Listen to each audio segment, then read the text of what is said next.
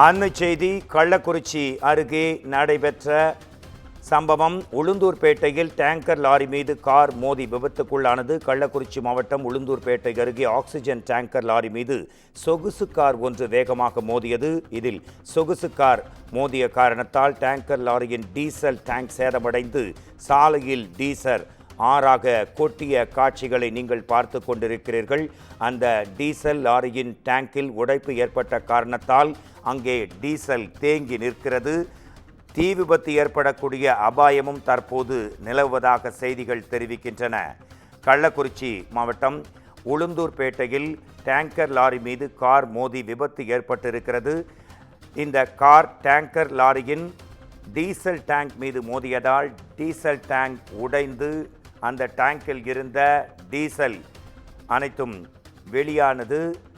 அது சாலையில் தற்போது தேங்கி நிற்கிறது. இதைத் தொடர்ந்து தீயணைப்பு வீரர்கள் சம்பவ இடத்திற்கு விரைந்து வந்து அந்த லாரியின் மேல் தண்ணீரை பீச்சி அடித்து மேலும் தீ ஏதாவது பரவாமல் தடுக்க முன் முயற்சிகளை மேற்கொண்டு வரும் காட்சிகள் இவை. டேங்கர் லாரி மீது கார் மோதி விபத்து. கள்ளக்குறிச்சி மாவட்டம் உளுந்தூர்பேட்டை அருகே ஆக்சிஜன் டேங்கர் லாரி மீது சொகுசு கார் ஒன்று மோதியதில் டேங்கர் லாரியின் டீசல் டேங்கில் உடைப்பு ஏற்பட்டு அந்த டேங்கில் இருந்த டீசல் சாலையில் கொட்டியது. மேலும் தீ ஏதாவது பரவாமல் தடுப்பதற்காக தீயணைப்பு படை வீரர்கள் துணையுடன் அந்த லாரியின் மேல் தண்ணீரை பீச்சி அடிக்கும் காட்சிகள்.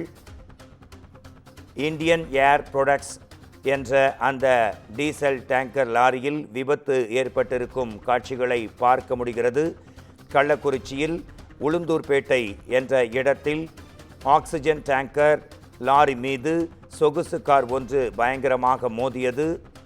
ஆக்சிஜன் என்பது வாயு என்றாலும் அது திரவ வடிவில் டேங்கரில் நிரப்பப்பட்டு பின்பே அது மற்றவர்களுக்கு விநியோகம் செய்யப்படும். தற்போது வீணாகி கொண்டிருக்கும் அந்த திரவ எரிபொருளை பொதுமக்கள் ஆர்வத்துடன் பாட்டிலில் பிடித்து செல்லும் காட்சிகளை பார்த்து கொண்டிருக்கிறீர்கள்.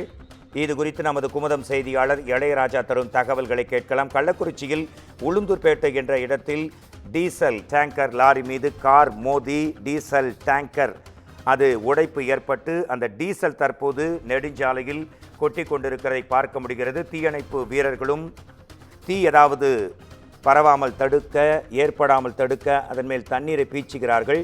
இது குறித்து மேலும் என்ன விவரங்கள்? உங்களுக்கான நேரம் இளையராஜா. வணக்கம்.